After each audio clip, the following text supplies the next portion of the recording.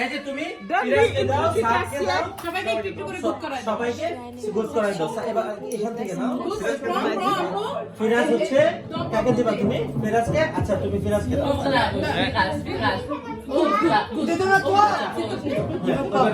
একটা সাদকে দাও।